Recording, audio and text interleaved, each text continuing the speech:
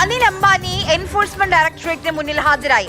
Bank തട്ടിപ്പ് കേസിലാണ് ചോദ്യം ചെയ്യലിന് ഹാജരായിരിക്കുന്നത്. അനിൽ അംബാനിയുടെ 3716 കോടി വില വരുന്ന വീട് കഴിഞ്ഞ ദിവസം ഇഡി കണ്ടുകെട്ടിയിരുന്നു. വിഷ്ണു പ്രസാദ് ഡൽഹിയിൽ നിന്ന് വിവരങ്ങളുമായി ചേരുന്നു. വിഷ്ണു, പറയൂ.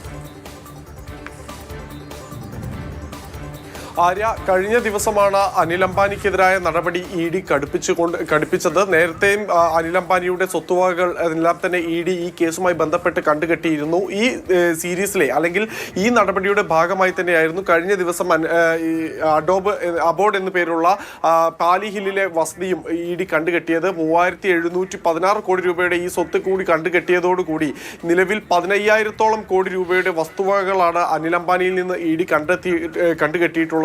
കഴിഞ്ഞ വർഷം ഓഗസ്റ്റിൽ 1-ാം ഘട്ട ചോദ്യം ചെയ്യലിന് അനിൽ അംബാനി ഇ ഡിക്ക് മുൻപാകെ ഹാജരായിരുന്നുവെങ്കിലും വീണ്ടും അനിൽ അംബാനിക്ക് നിരന്തരം ചോദ്യം ചെയ്യലിന് ഹാജരാക്കാൻ ആവശ്യപ്പെട്ടുകൊണ്ടുള്ള ഇ ഡി നോട്ടീസുകൾ ലഭിച്ചുകൊണ്ടേയിരുന്നു.